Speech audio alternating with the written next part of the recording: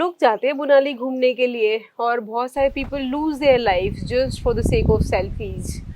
तो अभी सेल्फी लेने में ऑफ कोर्स मज़ा तो आता ही है, हर किसी everybody wants to be look like वो सुपरमैन टाइप का दिखे और वो एकदम सुपर हीरोइक काइंड ऑफ सब एक्शंस और वो सब दिखे। तो जब भी कोई क्रिमिनल जब होता है तो वो फोटोग्राफ्स में क्या-क्या चीज़ें देखेगा, किस-किस एंगल को चेक करेगा और वो किस तरीके से आपके लिए गलत हो सकता है, maybe for your friends और family it it may harm you.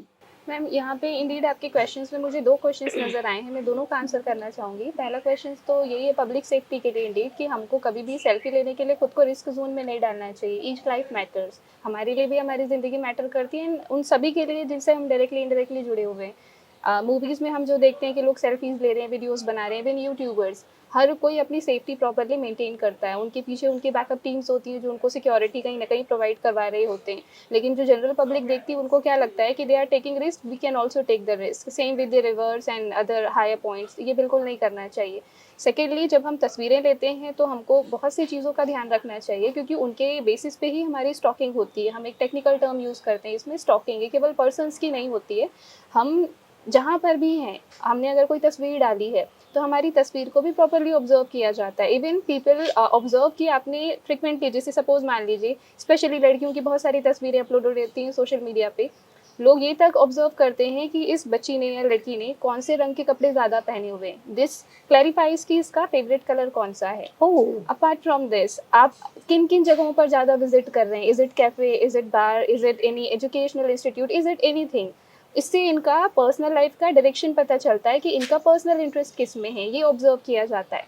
Next thing, उनका ये भी ऑब्जर्वेशन होता है कि ये जो अपलोड कर रहे हैं मैक्सिमम टाइम ये केवल सेल्फीज़ हैं या ये पिक्चर्स हैं। अगर सेल्फीज़ हैं मतलब शी और he has no other one to take the pictures. But अगर उनकी पिक्चर्स हैं, it means she always is being with someone else और इधर she is taking with the timers.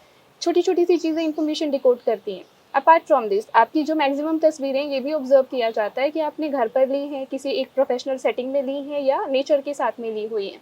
Then आपका एक सराउंडिंग कंफर्म हो जाता है। आप ये चीज़ नोटिस करेंगे, यूजुअली लोग सेम बैकग्राउंड पसंद नहीं करते हैं तो वो अपना बैकग्राउंड शिफ्ट करते हैं। अगर पुरानी तस्वीरों से प्रॉपर्ली एनालिसिस किया जाए तो ये क्लियर हो जाएगा कि भाई इस व्यक्ति के घर की कौन से एंगल में क्या क्या तस्वीरें कैसे कैसे लगी हुई हैं, क्या क्या सेटिंग कहाँ कहाँ पर लाइक सेटअप हैं। एक पूरा प्रॉपर एंगल पता चल जाता है कि भाई ये जो व्यक्ति जहाँ रहता है उसके आसपास में क्या क्या चीज़ें कैसी कैसी हैं। अपार्ट फ्रॉम दिस, अगर आप बाहर से कहीं से तस्वीरें ले रहे हैं तो इवन आप किस पेड़ के पास थे वो ऑब्जर्व किया जाता है इंडीड, क्योंकि लोगों को बहुत छोटी से छोटी इन्फॉर्मेशन भी कई बार बहुत कुछ बता जाती है। तो लोग ये भी देखते हैं कि भाई अगर आपकी फ्रिक्वेंट विजिट्स हो रही हैं तो किस शहर में हो रही हैं, इट मीन्स आपका वहाँ पर कॉन्टैक्ट है। अपार्ट फ्रॉम दिस, आप किन के साथ जा रहे हैं, it means that person is closely related to you. तो अगर आपकी कोई इन्फॉर्मेशन लेनी हो तो लोग सोशल इंजीनियरिंग के थ्रू उस पर्सन तक पहुँचते हैं और उससे दोस्ती करके फिर आपकी इन्फॉर्मेशन लेते हैं। दिस ऑल्सो हैपन्स, इसको हम अपनी तकनीकी भाषा में सोशल इंजीनियरिंग कहते हैं। This is very dangerous. एक व्यक्ति के बारे में बहुत सारी इन्फॉर्मेशन इसी से आसानी से निकाली जा सकती है। अपार्ट फ्रॉम दिस, आप किन किन लोगों के साथ में तस्वीरें आप लेते रहे हैं उससे आपका एक क्लोज फ्रेंड सर्कल, आप फिर देन आपका आउटर सर्कल, आपका फैमिली सर्कल आइडेंटिफाई किया जाता है। इससे ये क्लियर होता है कि इस व्यक्ति का इमोशनल अटैचमेंट किसके किसके साथ में है। अब आप ये सोचिए कि भाई अगर किसी एक व्यक्ति को टारगेट किया जाना है, दे नो कि भाई इस व्यक्ति का इमोशनल अटैचमेंट इस एक्स वाई जेड व्यक्ति के साथ में है, तो अगर इसको डायरेक्टली हैम्पर नहीं भी किया जा सकता तो भी अगर उस सेकंड व्यक्ति को किया जाएगा तो ये इमोशनली इम्बैलेंस हो जाएगा। So this like hampers in multi dimensional ways. हम नहीं सोच सकते कि इतनी छोटी से छोटी इन्फॉर्मेशन का कैसे मिसयूज़ किया जाएगा। स्पेसिफिकली लोग उसमें ज़रूर हैप्पी बर्थडे विश करते हैं तो और बहुत ज़्यादा बुरी चीज़ है। हालांकि हमारे क्लोज सर्कल्स को तो पता होता है कि हमारा बर्थडे कब है, बट सोशल मीडिया पे ये इन्फॉर्मेशन कहीं ना कहीं बहुत ज़्यादा रिस्की है क्योंकि वो एक ऐसा इन्फॉर्मेशन है जो आपके डॉक्यूमेंट्स में है। This is something which sometimes is being used for the verification also. Apart from this, तस्वीरों में ये भी देखा जाता है कि आप जिन जिन लोगों के साथ में रहे हैं क्या आप फ्रिक्वेंटली अब उनके कनेक्ट में हैं या नहीं हैं। आप देखिएगा कुछ लोग ऐसे होते हैं ना जो अपने बेस्ट बडी के साथ लगभग पिछले 8-10 साल से फोटोज डाल ही रहे होते हैं। कुछ लोग ऐसे होते हैं जिनकी लाइफ में नए नए चेहरे आते जाते हैं बट वो फ्लक्चुएट करते हैं। सो ऐसे में क्या हो रहा है कि सपोज अगर आप किसी के टारगेट पे हैं सो हमको ये समझना चाहिए कि फिर हमारे साथ वो लोग भी उस टारगेट जोन में आएंगे, रडार में आएंगे, क्योंकि they were connected with us, somehow they are connected with us. बच्चों की फ़ोटोज़ तो स्पेशली बिल्कुल भी नहीं डालना चाहिए बिकॉज़ दिस इज़ समथिंग कि हमारे पास बहुत बहुत प्यारा सा हम्बल सा कुछ है and we need to protect it. वो लिमिटेड लोगों को ही पता हो तो बहुत ज़्यादा अच्छा है, हम उसको पब्लिक डोमेन में बिल्कुल ना डालें तो उनकी सेफ्टी के लिए बहुत ज़्यादा अच्छा है। क्योंकि दुनिया में कोई कितना भी ज़्यादा मजबूत इंसान क्यों ना हो, बच्चे उसकी कमज़ोरी होते हैं, family is the weakness. Apart from this हमारे आसपास के जो लोग होते हैं, वी वांट कि हम उनको प्रोटेक्ट करें, एंड देयर यू सी कि फिर वो किडनैपिंग वाले केसेस आते हैं। सबको पता होता है कि यार ये बंदा या ये बंदी इसके लिए बहुत चहीते हैं, तो अगर इसको हैम्पर करना है तो उसको उठा लो। दिस हैपेंस, एंड यूजुअली ये, हालांकि न्यूज़ में ये सारी चीज़ें नहीं आती हैं या बहुत कम आती हैं, बट जो बैकग्राउंड स्टोरी होती है ना, उसका फिल्ट्रेशन ऐसे ही होता है कि अब सोचिए ना, किडनैपर्स को सडनली कैसे पता चलेगा कि सपोज अगर 10 लोग हैं फैमिली में, तो इसी को किडनैप करना है, अगर इसको किडनैप करेंगे तो हमारा काम बन जाएगा, क्योंकि पता होता है कि उस पर्सन का इमोशनल कनेक्ट इस बंदे के साथ सबसे ज़्यादा है। सो दिस इज़ हाउ छोटी से छोटी इन्फॉर्मेशन बहुत ज़्यादा अफेक्ट करती है। जैसे मैंने कलर्स का बताया, सेम हमारे लाइक ईटिंग हैबिट्स होती हैं जो हम डाल देते हैं, ये तो और ज़्यादा डेंजरस है। मैं हमेशा ये चीज़ कहती हूँ, तो हमको अपनी फूड हैबिट्स कभी भी शेयर नहीं करनी चाहिए। स्पेसिफिकली जो चीज़ें हमको पसंद है वो तो बिल्कुल नहीं करना चाहिए। क्यों?